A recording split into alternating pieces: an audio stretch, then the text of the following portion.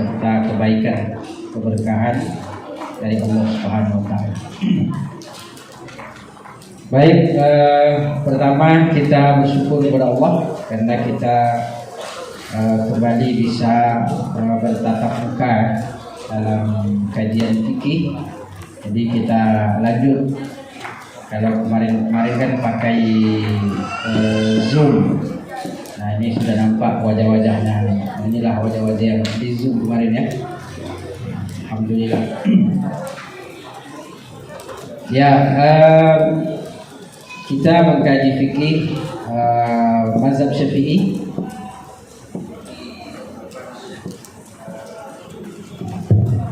Fikih pemula. Nah, jadi dasar-dasar agar bagaimana amaliyah kita, agar bagaimana ibadah kita berlandaskan pada ilmu. Jadi kita beribadah itu harus berlandaskan pada ilmu, sehingga kita yakin bahwa ibadah kita memang ibadah yang benar. Jadi ibadah yang diterima. Kenapa? Karena benar. Jadi tidak asal-asalan. Nah, kemarin kita sudah membahas banyak ya, mulai dari tentang toharo, bersuci. Bersuci itu apa yang diperhatikan? Airnya. Airnya ada air yang suci dan mensucikan. Ada air yang suci tapi tidak mensucikan. Ada lagi air yang mutanajis. Air yang mutanajis itu air apa? Air yang terkena najis. Ya. Nah, air yang terkena najis ini ada berapa? Ada dua. Ada yang kurang dari 2 kula, ada yang lebih dari 2 kula. Masih ingat kula-kula? 1 kula itu berapa ukurannya? Hah? Berapa ukurannya? 250 liter kurang lebih. Nah, jadi kalau air kurang dari 2 kula kena najis, maka otomatis dia menjadi mutanajis walaupun tidak ada yang berubah. Nah, maka air ketika dia terkena najis, kita lihat kadarnya. Kalau kurang dari 2 kula, maka otomatis dia menjadi air yang mutanajis walaupun tidak ada yang berubah. Ada air 1 ember kecil, lalu kemudian kena darah, maka otomatis dia mutanajis.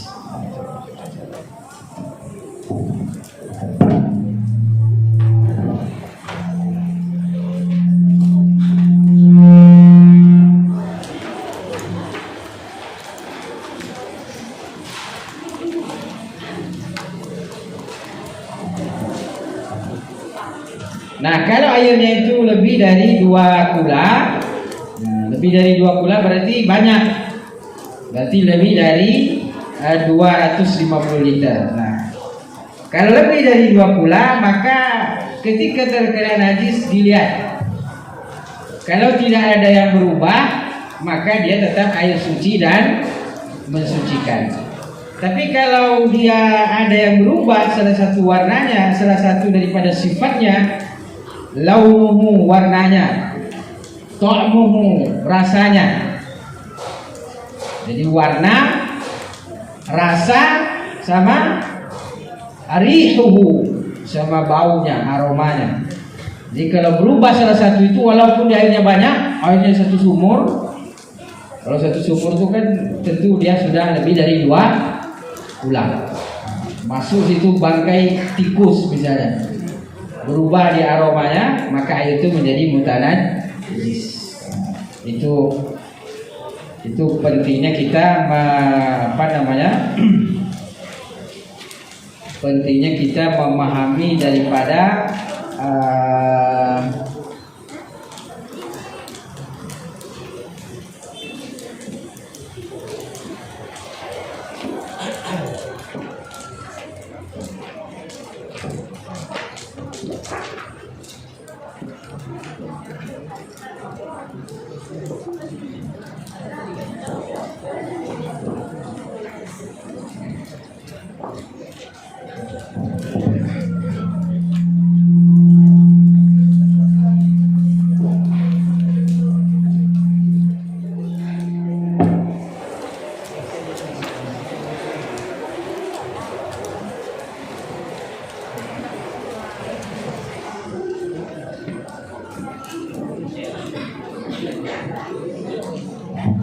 Nah, itu pentingnya kita memahami daripada kadar air. Karena nanti sangat menentukan daripada hukumnya. Nah, itu kita sudah bahas ya. Masih ingat? Masih ingat semua? Ingat ya? Ingat dikit-dikit. Nah, apa-apa. Baru kemudian kita masuk pada benda-benda najis. Kita sudah sebutkan apa saja materi-materi atau benda yang najis. Nah, ini perlu kita ketahui kenapa? Karena ibadah kita itu harus suci dari najis. Ketika kita sholat, ketika kita ibadah, maka tempat harus suci dari najis. Kalau kita tidak tahu benda najis, gimana kita mau menghindarinya? Kemudian pakaian kita harus suci dari najis. Tempat, pakaian, badan kita, maka dengan itu penting kita mengetahui apa saja yang masuk sebagai kategori benda najis. Nah, benda najis itu kita sudah sebutkan ada 3 jenis. Ada yang mughallazah, ada yang mutawassithah, ada yang mukhaffafah. Yang mughallazah itu apa? Itu B. Habis itu sama kalbun. Al-kalbu wal khinzir. Tahu khinzir? Nah, itu hurriman alaikumul maitatu waddamu walahmul khinzir. Jadi itu najis mughallazah.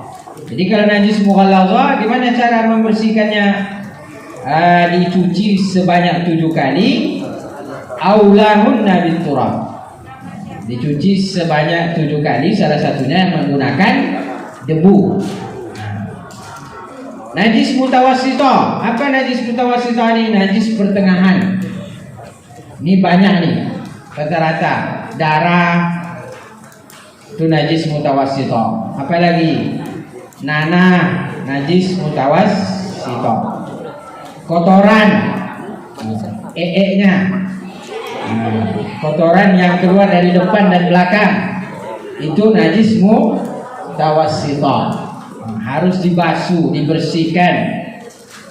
Apalagi najis mutawassithah itu kotoran hewan itu masuk sebagai najis mutawassithah. Jadi najis mutawassithah ini adalah najis yang tidak terlalu berat. Gimana cara mensucikan najis mutawassithah? Cara mensucikannya adalah dengan menghilangkan bendanya terlebih dahulu. Jadi hilangkan dulu bendanya. Itu pentingnya istinja. Istinja itu artinya apa? Menghilangkan kotoran setelah buang hajat. Baik hajatnya itu hajat besar ataupun hajat kecil. Jadi sebelum sebelum disucikan, pertama cara mensucikan daripada najis mutawassithah ini, pertama bendanya harus dihilangkan. Jadi benda najisnya itu harus dihilangkan. Setelah itu baru kemudian dialirkan air, dibasuh namanya. Itu kalau dia najis mutawassithah. Lalu kemudian kalau najis mukhaffafah, ini najis yang ringan. Gimana caranya? Contoh najis mukhaffafah dalam kitab-kitab para ulama itu adalah kencing bayi laki-laki yang belum makan selain daripada air susu ibunya. Itu air kencingnya sebagai najis mukhaffafah, najis yang ringan. Nah, ini cara mensucikannya cukup memercikan air. Jadi percikan air. Itu jenis-jenis daripada najis. Jadi ada mughallazah, ada mutawassithah, ada mukhaffafah. Nah, kemudian kita masuk pada bab berwudu. Penulis kitab dalam kitabnya ini membahas pertama dari segi rukun wudu. Masih ingat rukun wudu? Apa itu rukun wudu? Ada berapa? Ada berapa rukun wudu? Rukun wudu itu artinya adalah sesuatu yang harus ada ketika kita berwudu. Tidak boleh tidak ada. Nah, maka harus diperhatikan mana yang harus kita mana yang harus kita prioritaskan ketika berwudu. Nah, dalam mazhab Syafi'i rukun wudu itu ada berapa? Ada 6. Ditulis kemarin kan? Ada 6. Pertama,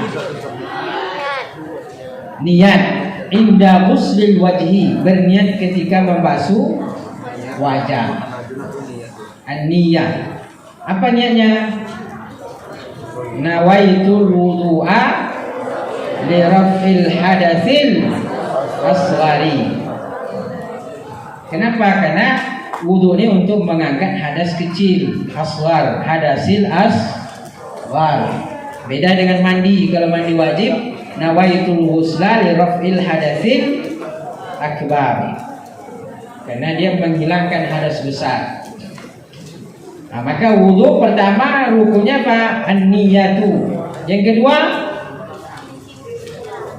ghuslul wajhi, membasuh wajah dengan sempurna. Niat membasuh wajah dengan sempurna. Yang ketiga, ghuslul yadaini ilal mirfaqain, membasuh tangan dari ujung jari sampai kepada siku. Nah, itu yang ketiga. Yang keempat,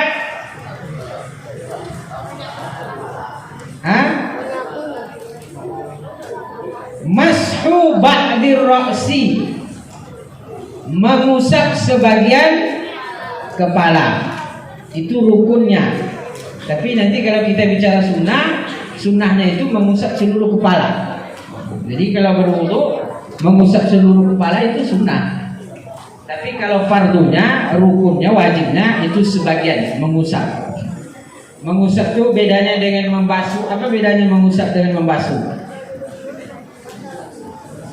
Ada yang tahu? Kan? Untuk yang wajib mengusap itu sebagian saja. Wajibnya ya sebagian. Kalau utusan kepada sunnah. Sunnah, semuanya sunnah. Rukunnya sebagian. Kalau seluruhnya sunnah. Mengusap, diusap. Apa beda mengusap dengan membasuh? Siapa yang tahu? Beda mengusap dengan membasuh. Ada yang tahu? Kalau membasuh mandi, kalau mengusap, kalau membasuh mengalirkan air. Jadi membasuh itu apa? Mengalirkan air. Makanya kalau wajah dibasuh, artinya wajah itu dialirkan air. Tangan dibasuh, dialirkan air. Kalau ke kepala atau rambut itu diusap. Jadi tidak perlu dialirkan air. Ambil air, basahkan tangan, baru kemudian tempel di rambut. Itu namanya mengusap. Jadi itu bedanya membasuh dengan mengusap. Kalau membasuh mengalirkan air, kalau mengusap tidak perlu mengalirkan air. Itu rukun keempat. Rukun kelima. Apa rukun kelima berwudu?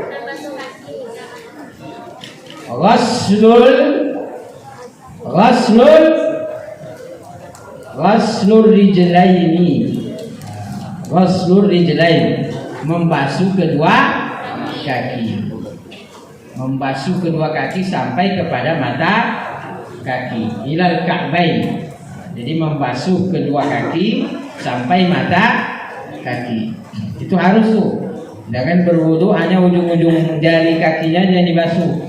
Tidak sah. Pernah Nabi SAW melihat orang berwudu tidak sempurna membasuh mata kakinya, maka kata Nabi SAW, wailun lil aqabi minan nar. Celaka bagi mereka yang berwudu, atau neraka wail bagi mereka yang berwudu tetapi tidak sempurna membasuh tumitnya, membasuh mata kakinya. Nah, makanya harus digosok. Kalau berwudu tuh gosok mata kakinya tuh. Tumitnya digosok. Jangan cuma di ujung-ujung jari kakinya aja yang dibasuh. Tapi harus pastikan bahwa tumitnya terbasuh dengan sempurna. Itu rukun kelima. Keenam apa rukunnya? Hah? Tertib. Nah, tertib itu maksudnya apa?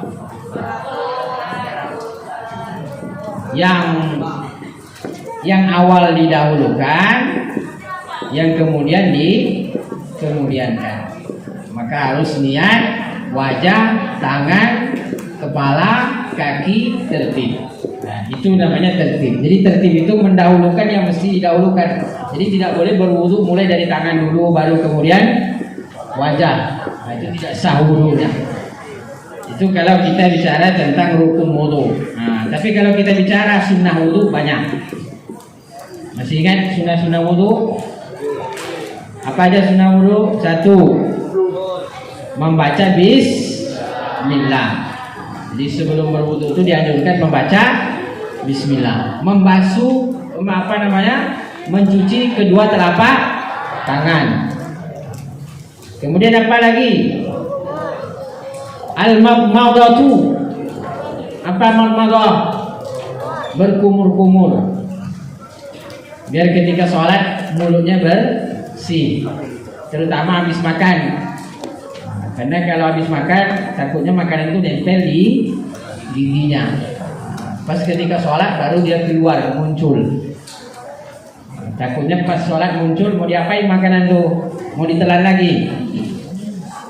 Kalau ditelan lagi makanya makan di dalam sholat. Makan di dalam sholat itu batal sholatnya.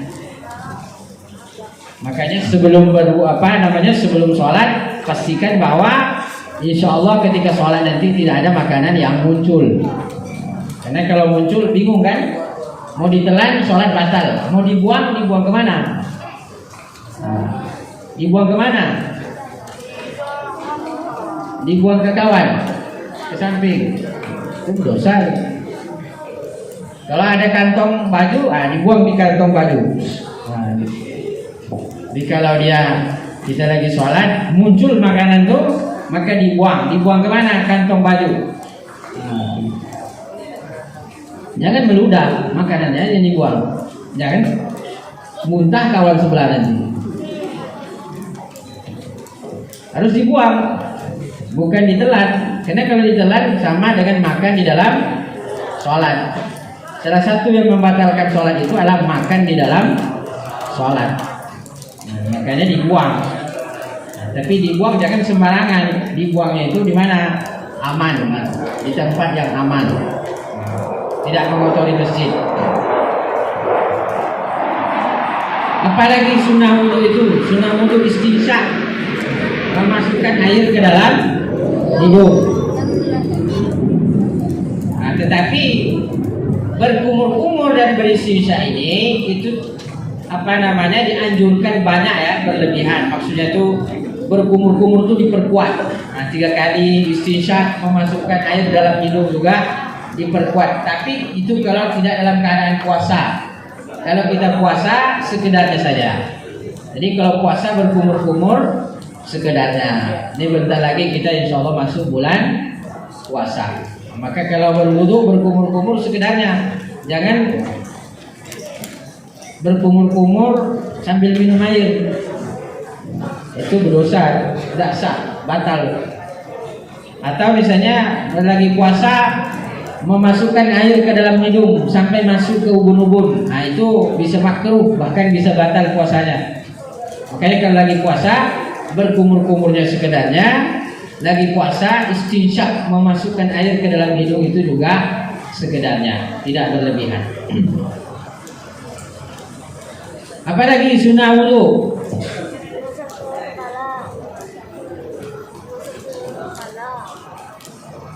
Mashul udhunain, mengusap kedua telinga. Zahirihima wa batinihima, dalam dan luarnya. Dalamnya pakai telunjuk, luarnya pakai jempol. Nah, coba ambil telunjuknya. Ginikan telunjuknya semua. Ginikan telunjuknya semua. Ayo naikkan telunjuknya. Naikkan semua. Telunjuknya naikkan semua. Naikkan. Naikkan semua telunjuknya. Naikkan. Nih, dengarkan. Dengarkan. Ini siapa nih? Naikkan telunjuknya semua. Naikkan telunjuk. Jangan menghayal. Dengarkan Ustaz. Naikkan telunjuknya. Telunjuk itu yang ini ya. Tahu telunjuk kan? Naikkan telunjuknya. Ada yang nggak tahu telunjuk? Tahu semua kan? Naikkan telunjuknya. Telunjuknya naikkan. Asyhadu an la, itu syahadat. Naikkan telunjuknya. Naikkan semua telunjuknya, naikkan. Ngapa? Berat kali tangannya itu, belum sarapan. Naikkan telunjuknya, sama, masa juga belum sarapan. Belum 2 kali. Naikkan telunjuknya, naikkan. Colokkan di telinga. Di sini ya. Kan ada sebelum lubangnya ditaruh di sini. Nah, taruh di situ semua. Jempolnya ditaruh di belakang, di bawah, di telinga yang lembut. Ini kan ada ini. Baru kemudian diurut naik ke atas. Naikkan ke atas. Itu cara mengusap telinga. Ulangi lagi, angkat jempolnya lagi. Naikkan. Masukkan di telinganya, masukkan jempolnya. Jadi telunjuknya masuk ke dalam, jempolnya berada di luar. Ya. Sama dengan ketika azan. Azan gitu juga. Jadi kalau azan tuh gini. Allahu Akbar, Allahu Akbar. Taruh sini. Hayya 'alas shalah.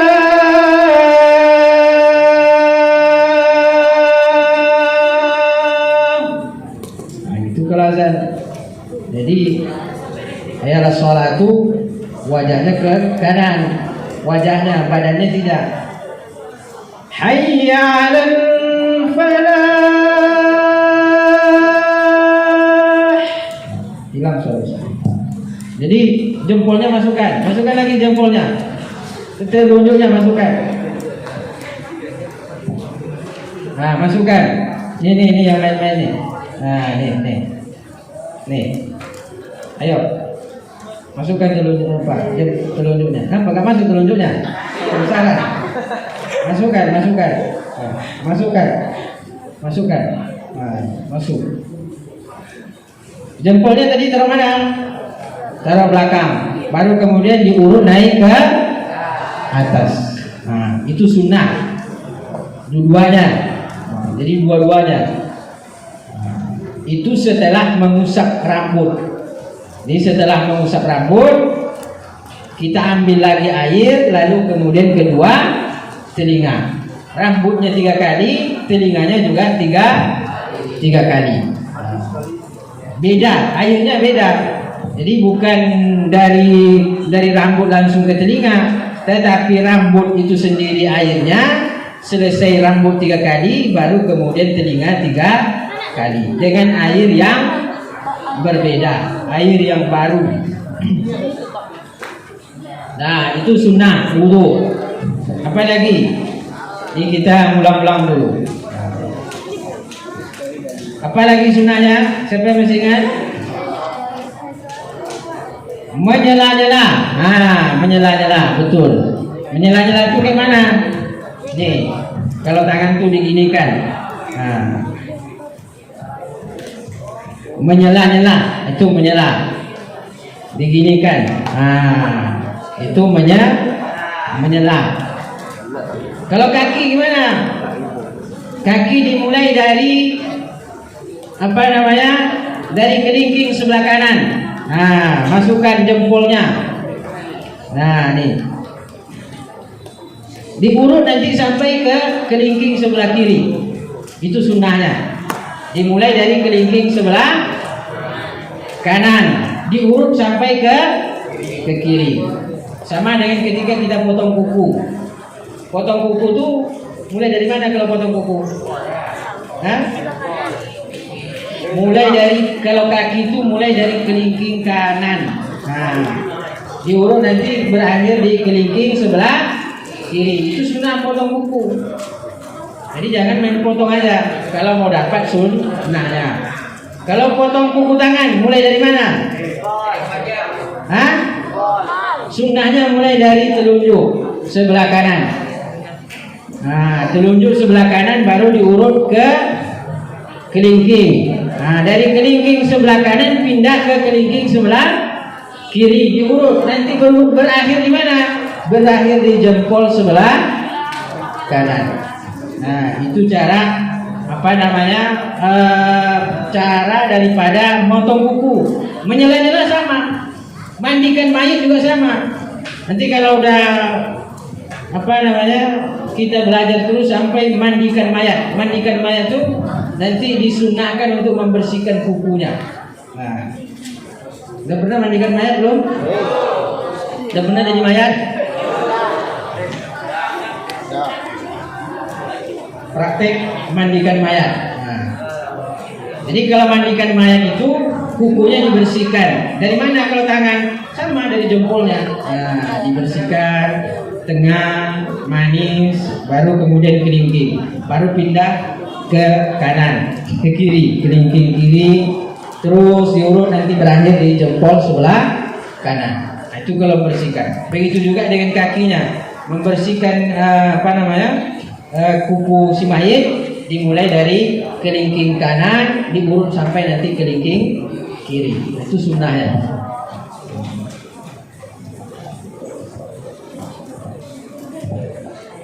Oke, kita lihat sampai mana nih?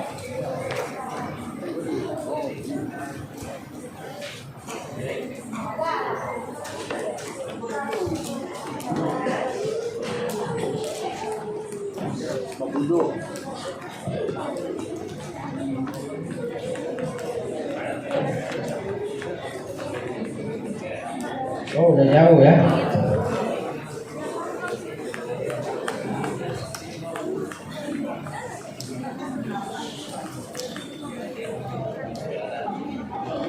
Oke, fikih sholat udah masuk tidak?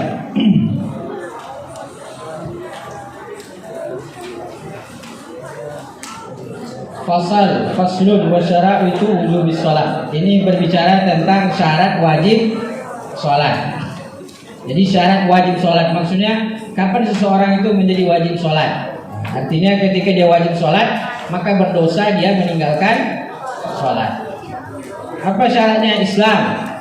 Jadi al-Islam ketika dia Islam maka dia wajib sholat. Maka berdosa bagi umat Islam yang tidak sholat. Yang kedua balik. Nah, jadi kalau sudah balik itu wajib sholat. Ini udah pada balik semua belum? Hah? Udah pada balik semua? Kalau lihat wajah-wajahnya udah balik semua nih. Cepat baliknya. Nah, jadi kalau sudah balik itu wajib sholat. Kalau belum balik gimana?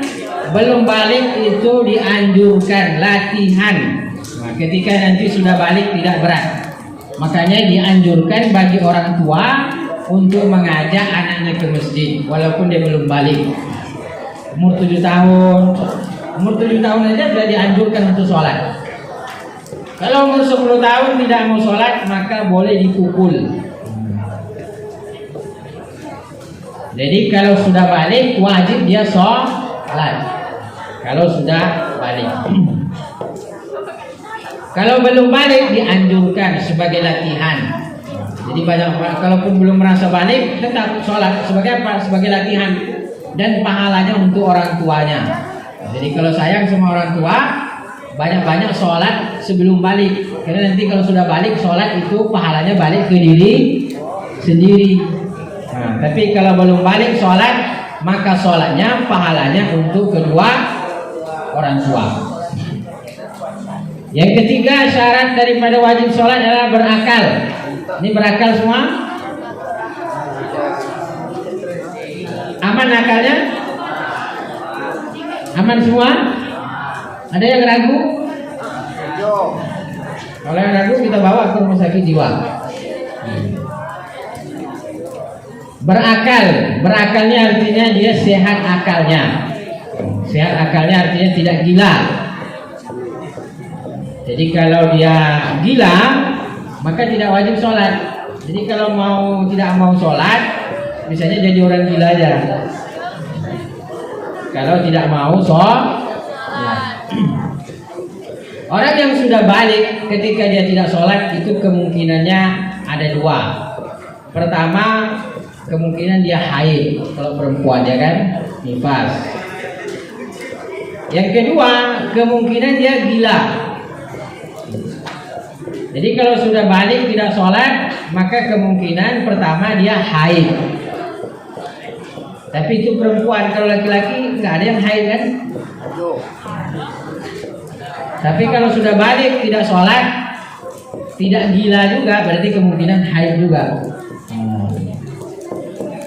Maka jadilah dia laki-laki soleh, karena tidak mau sholat.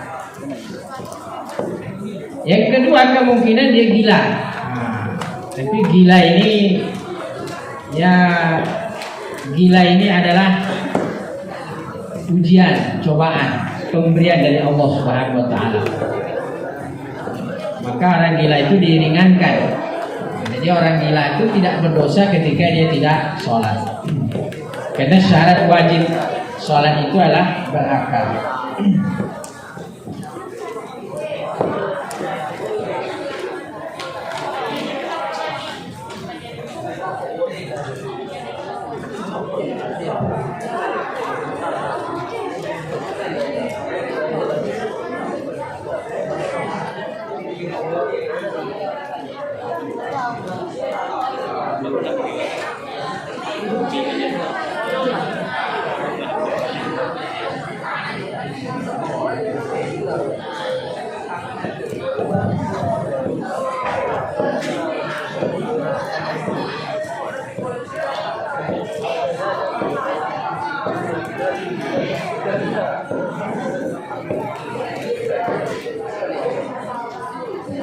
Kemudian syaraitus sholati qabla dukhuli fiha.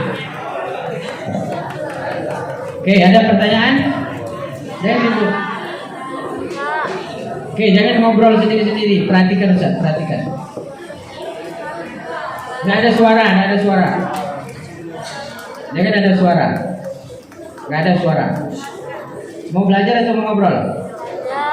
Hah? Kalau mau ngobrol, Ustaz biarkan ngobrol. Mau belajar atau mau ngobrol? Kalau mau belajar jangan bersuara, karena Ustaz sedang mengajar. Oke. Wa syara'itus sholati qabla dukhuli fiha khamsah. Jadi kita sebagai sebagai penuntut ilmu itu harus beradab. Ilmu itu didapat dengan cara beradab. Al-adabu qabla ilmi, adab sebelum ilmu. Kalau tidak ada adab, ilmunya tidak berkah, tidak bermanfaat. Makanya siapapun yang mengajar, siapapun gurunya, walaupun belum paham ilmunya, setidaknya hargai. Kalau kalian ngobrol itu tak menghargai ustaz namanya, tidak menghargai guru. Oke. Jadi ilmu itu didapat ketika guru itu ikhlas mengajar kita. Gimana cara guru itu ikhlas? Ketika kita beradab sama guru. Maka oleh karena itu walaupun tidak paham, belum paham misalnya, perhatikan aja, jangan mengobrol. Oke? Ada suara, ini masih ada suara-suara nih ngobrol nih. Mau belajar atau mau ngobrol? Jangan ada suara. Oke? Wa syara'itus sholati qabla dukhuli fiha khamsatu asya'. Syarat sholat sebelum melaksanakan. Tadi syarat wajib. Jadi syarat wajib itu artinya kapan seseorang menjadi wajib melaksanakan sholat.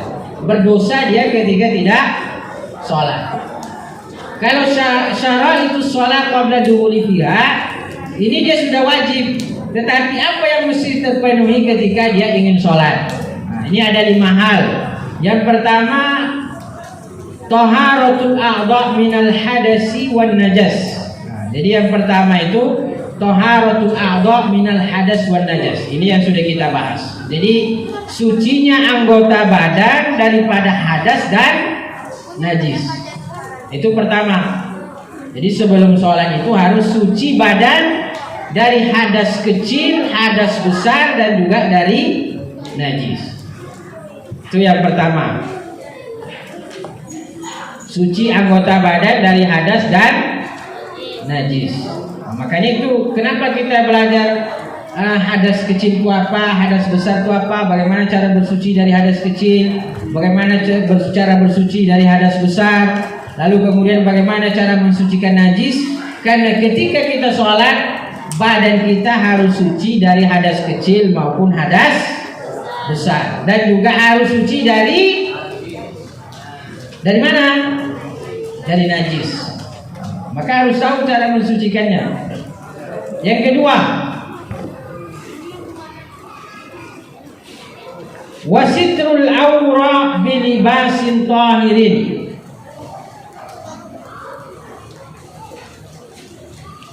Apa artinya? Sitrul aura, menutup aurat. Mana aurat laki-laki? Dari pusar sampai ke lutut, itu wajib. Tetapi kalau sholat kita tetap beradab kepada Allah, jangan hanya menutup pusar dan lutut. Kenapa? Karena Allah Subhanahu Wa Taala mengatakan, khuzu zinatakum inda kulli masjid. Ketika ingin pergi ke masjid, ketika ingin sholat, maka pakailah pakaian yang terbaik. Pakai pakaian yang terbaik. Jangan ketika mau ke kondangan pakainya mahal, tapi ketika ke masjid pakainya kucek, lusuh. Ambil pakaian yang tidak bagus. Itu terbalik namanya. Tapi kalau sendal tidak apa-apa. Kalau sendal pergi ke kondangan mahal tidak apa-apa. Kalau ke masjid jangan mahal, hilang nanti di masjid. Jadi kalau pakaian, pakai pakaian yang terbaik. Karena ketika kita ingin menghadap Allah, maka maksimal pakaiannya harus pakaian yang terbaik.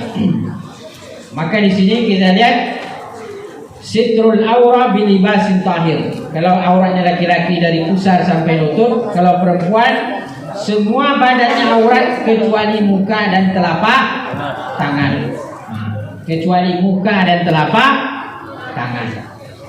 Jadi perempuan itu hati-hati ketika sholat. Kenapa? Karena muka yang boleh dibuka.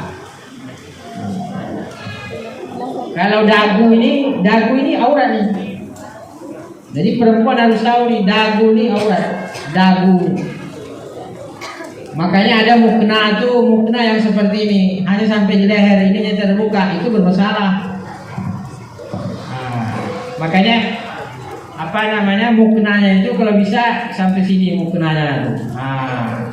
Kalau sampai sini mencekik leher aja, nampak dagunya, itu bisa bermasalah. Walaupun khilaf di antara para ulama. Tapi kalau dalam mazhab Syafi'i itu sebaiknya ini tertutup. Karena ini aurat.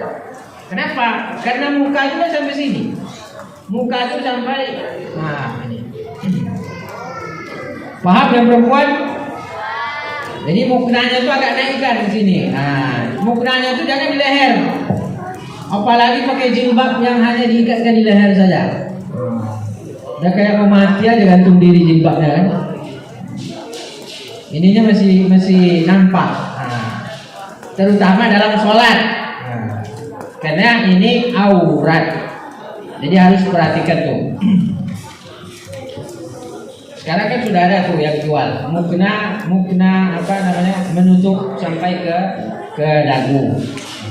Jadi kalau terutama dalam sholat, kalau tidak dalam sholat mungkin masih khilaf lah di antara para ulama. Sitrul aura bilibasin tahirin. Jadi yang kedua itu adalah menutup aurat dengan pakaian yang suci. Menutup aurat dengan pakaian yang suci. Ingat, pakaian yang suci, bukan pakaian yang mahal. Kalau mahal alhamdulillah. Tapi yang penting dia suci. Walaupun murah, yang penting dia sucinya. Bilibasin tahirin. Itu yang kedua. Yang ketiga, wal wuqufu ala makanin tahirin. Berdiri di tempat yang suci, tahir. Itu yang ketiga. Yang keempat, wal ilmu bidukhulil waqti, mengetahui masuknya waktu sholat. Makanya sebelum ini kan kita bahas masuknya waktu sholat atau waktu sholat. Waktu sholat zuhur kapan? Hah? Kapan waktu sholat zuhur? Hah? Saat matahari condong ke barat. Siapa namanya? Hah? Razi. Hah? Berdiri ya, berdiri.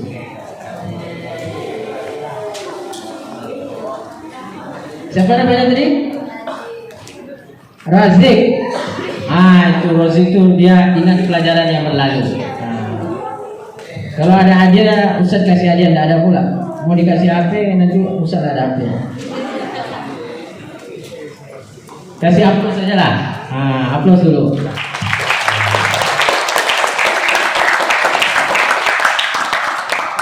Jadi bukan jam 12. Waktu sholat zuhur itu bukan jam 12, tapi ketika matahari condong ke barat. Itu yang sudah kita pelajari. Kalau jam 12 itu relatif, bisa jam 12, kadang kurang, kadang lewat 15, lewat 20. Maka patokan kita bukan jam.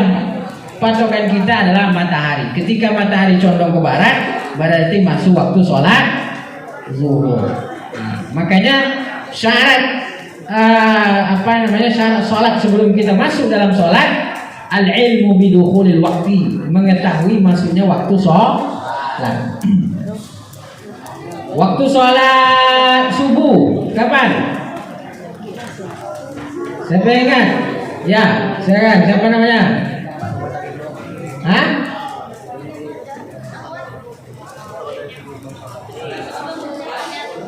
Waktu sholat subuh kapan? Ketika terbit fajar.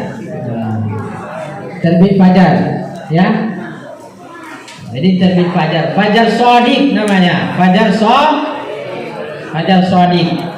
Fajar yang betulan. Jadi di sepertiga malam itu ada dua fajar, ada fajar kazim, ada fajar shadiq. Nah, fajar kazim itu belum masuk waktu sholat subuh. Fajar shadiq masuk waktu sholat subuh. Jadi al-ilmu bidukhulil waqti. Kalau sekarang memang alhamdulillah kita sudah dimudahkan, ada jam, bahkan ada alarmnya. Itu kemudahan teknologi. Tetapi patokan kita bukan jam. Kalau sekarang boleh, tidak apa-apa karena sudah teknologi sudah canggih. Oke, berikutnya apa lagi nih? Wastiqbalul qiblah, menghadap kiblat. Makanya harus tahu arah kiblat itu di mana. Harus tahu arahnya, arah kiblat. Karena syarat sah daripada sholat itu adalah menghadap ke kiblat. Nah, itu syarat sebelum kita masuk ke dalam sholat. Baru kemudian arkan sholat. Ini kita ulang-ulang aja ya. Rukun sholat. Ada berapa rukun sholat? Rukun sholat ada 18. Yang pertama nih, ya. Yang kedua, berdiri bagi yang mampu. Yang ketiga, takbiratul ihram. Takbiratul ihram itu kayak mana? Allahu Akbar. Coba angkat tangannya semuanya. Allahu Akbar. Allah. Angkat tangannya keduanya. Angkat. Nah, coba 1, 2, 3. Allahu Akbar. Semuanya. Ayo, siap-siap. 1, 2, 3. Allahu Akbar. Jadi sunnahnya mengangkat tangan itu, tangan kita ini sejajar dengan telinga dan telapak tangan menghadap ke depan. Jadi telapak tangan semua menghadap ke depan. Jadi jangan gini, Allahu Akbar. Itu tidak niat sholat, lemes dia. Tangan harus ke depan. Nah, jadi harus lurus ke depan, menghadap. Lalu kemudian ujung jari ini sejajar dengan telinga. Ini. Allahu Akbar. Allah itu kalau laki-laki. Kalau perempuan dia jangan terangkat. Allah. Ketiaknya jangan terbuka kalau perempuan. Kalau laki-laki tidak apa-apa terbuka, yang penting nggak bau. Kalau bau kasihan kawannya di sana. Allah itu kalau laki-laki ini sejajar dengan telinga. Sejajar dengan telinga, lurus ke depan. Jadi telapak tangan kita tuh menghadap ke kiblat. Allah, gitu. Kemudian jari-jarinya agak dijarangkan, jangan rapat. Bukan Allah, apalagi Allah, bukan. Tapi agak jarang, jari-jarinya tuh agak dijarangkan. Lurus ke depan. Ayo kita praktek lagi semua. Angkat. Siap dulu. 1. Ini kau tidur. Dah, enggak apa-apa. Kasihan kawan udah mimpi kemana-mana kan. Oke, siap. 1, 2, 3. Allah. Lurus ke depan ini. Lurus. Allah. Sejajar dengan telinga. Yang laki-laki. Dijarangkan, luruskan jarinya, luruskan jarinya. Allah. Itu sunnahnya. Paham tum? Kacamatum? Kacang tanah. Palestina.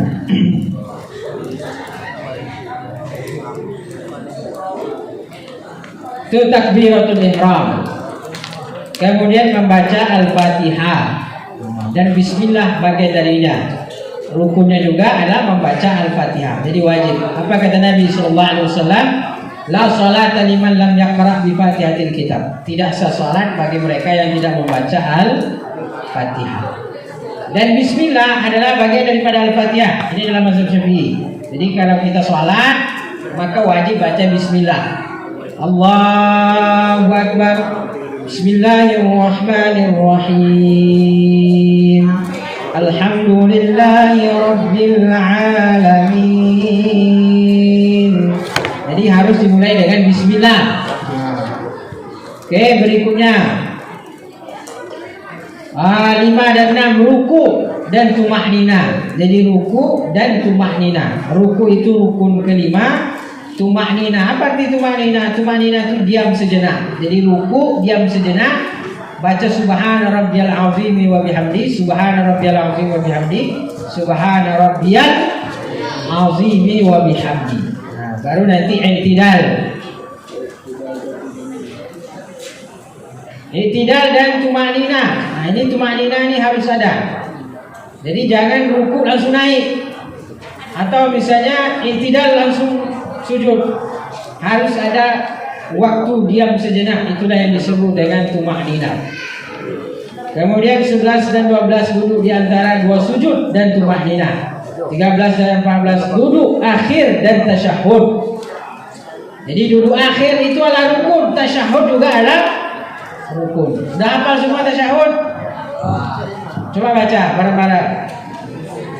1, 2, 3. Baca bareng-bareng tasyahud. 1, 2, 3.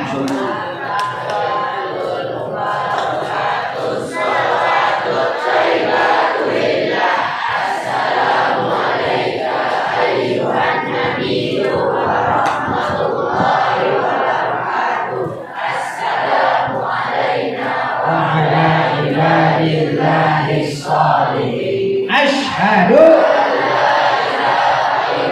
illallah. Jadi ketika kita mengucapkan asyhadu an la ilaha illallah, telunjuknya menunjuk. Asyhadu an la ilaha illallah.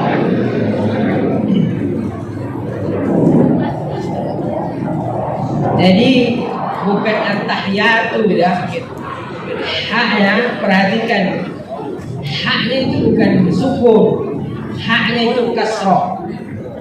Jadi jangan at-tahiyatul, tapi at-tahiyatul.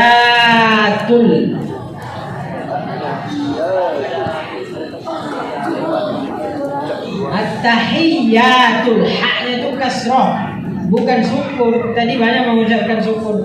At-tahiyatul, apa arti at-tahiyatul? Tidak ada arti at-tahiyatul. At-tahiyatul itu artinya penghormatan. Nah, baru maknanya penghormatan. At-tahiyatul, bukan at-tahiyatul. Jangan disukunkan. Coba ucapkan bareng-bareng. At-tahiyatul. Satu, dua, tiga. At-tahiyatul.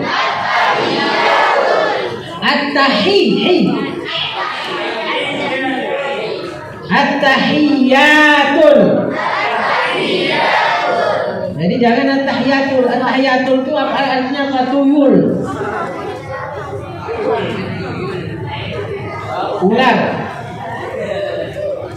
Jadi tahiyah itu tidak ada artinya. Yang ada artinya itu ketika kasrah dia. Tahiyatul. At-tahiyatul. Bukan at-tahiyatul. Salah at-tahiyatul itu. Tahiyatul itu ular artinya.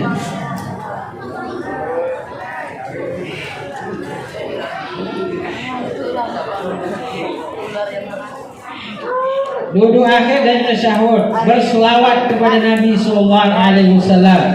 Allahumma shalli ala sayyidina Muhammad wa ala ali sayyidina Muhammad. Kemudian salam pertama, assalamualaikum warahmatullah. Nak pakai wabarakatuh. Jadi sunnahnya tidak pakai wabarakatuh. Assalamualaikum warahmatullah. Assalamualaikum warahmatullah. Luruskan dulu. Jadi setelah ke kanan, assalamualaikum warahmatullah. Balik lagi lurus ke depan sejenak. Baru kemudian assalamualaikum warahmatullah. Jangan gini, assalamualaikum warahmatullah, assalamualaikum warahmatullah. Itu tidak sunnah. Yang sunnahnya assalamualaikum warahmatullah, pandang dulu lurus ke depan, baru assalamualaikum warahmatullah. Itu rukun sholat. Rukun itu artinya harus ada, harus antum perhatikan. Kalau sunnah-sunnahnya itu dilaksanakan dapat pahala, ditinggalkan tidak berdosa. Baik, itu barangkali sampai di situ dulu. Kalau ada pertanyaan, silakan. Ya, ya. Kalau tahiyatul ulam, kalau tahiyatul ulam, dia bisa jadi, tapi dia tidak juga spesifik. Intinya tahiyat itu tidak ada arti sebenarnya. Tahiyat. Makanya harus kasroh, baru dia bermakna penghormatan. Tahiyatul.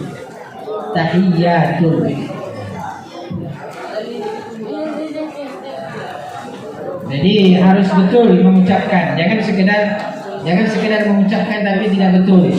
Makanya kita sholat itu dituntut khusyuk. Artinya apa yang kita baca itu tahu maknanya, tahu artinya. Jadi jangan sekedar sholatnya terlaksanakan tetapi hatinya tidak khusyuk. Itu bisa jadi masuk sebagai sholat yang celaka. Apa kata Allah Subhanahu wa taala? Fawailun, celaka bagi orang yang sholat. Yang mana yang celaka? Alladzina hum an sholatihim sahun walladzina hum yura'una wa yamna'una al-ma'ruf. Orang yang lalai di dalam sholatnya.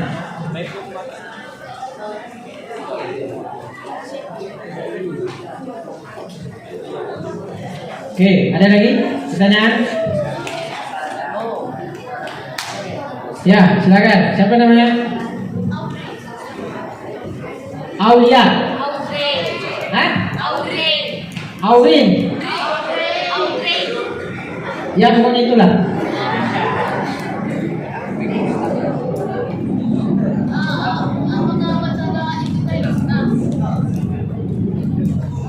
Ya, doa kita itu adalah sunnah. Jadi doa kita hukumnya sunnah, tidak rukun. Kita kan sedang bahas rukun nih. Jadi kalau misalnya dia sholat, Allahu Akbar, langsung dia baca Bismillahirrahmanirrahim. Sah sholatnya, tapi tidak dapat sunnah kita. Doa kita itu apa yang afdal? Allahu Akbar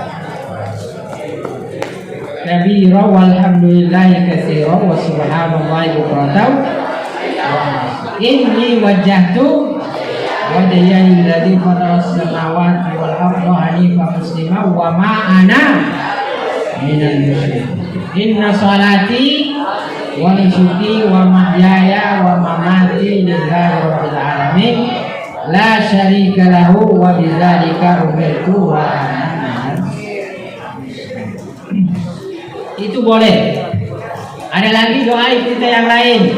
Allahumma ba'id baini wa baina khotoyaya kama ba'ata bainal masyriqi wal maghrib.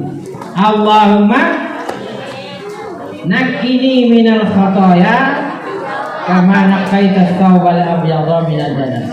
Allahumma ghsilni bil ma'i wasalji wal barad.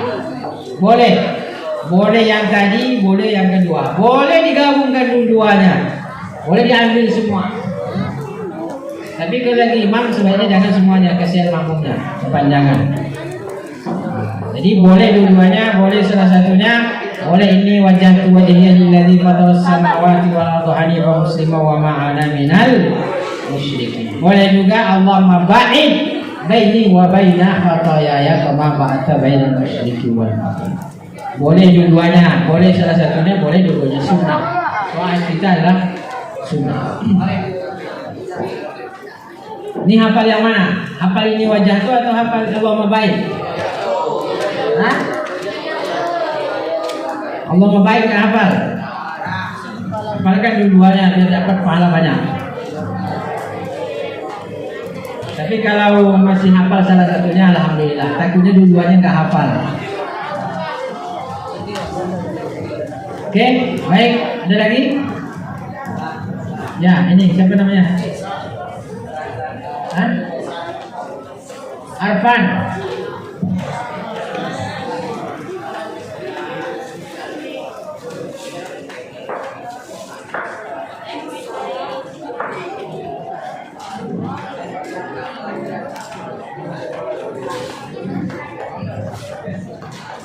Ya, sunnahnya kalau sujud kaki rapat atau kaki terbuka, dua-duanya boleh. Boleh rapat, boleh terbuka. Kalau dalam mazhab Syafi'i terbuka. Jadi dianjurkan terbuka, walaupun ada yang mengatakan tertutup. Kalau dalam mazhab Syafi'i terbuka. Jadi terbuka. Tumit, kedua tumit itu terbuka. Itu dalam sebagian pendapat. Artinya terbuka boleh, tertutup boleh. Nah, yang penting jangan buka tutup. Kalau ingin terbuka boleh, ingin tertutup juga boleh. Yang penting jangan lagi sujud dibuka tutup. Buka tutup. Itu main-main namanya. Oke, ada lagi? Cukup ya? Oke, itu yang dapat saya sampaikan, mudah-mudahan bermanfaat. Terima kasih dan mohon maaf. Kita tutup dengan doa kepada majelis. Subhanallahumma wa bihamdika, asyhadu an la ilaha illa anta, astaghfiruka wa atubu ilaik. Syukran. Wassalamualaikum warahmatullahi wabarakatuh.